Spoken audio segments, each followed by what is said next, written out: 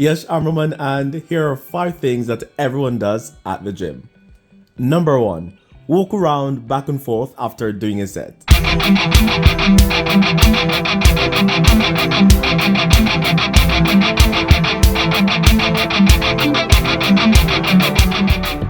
Number 2, fake an injury or look around if anyone saw when you failed a set. Number 3, space out or stare into space after finishing a set.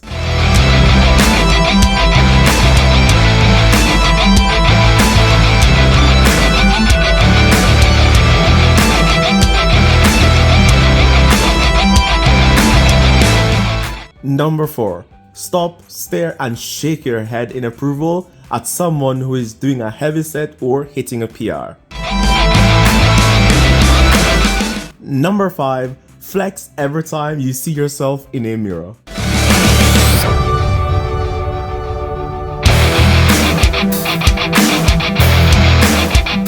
Anyways, that's it for today. And what is your favorite thing to do at the gym?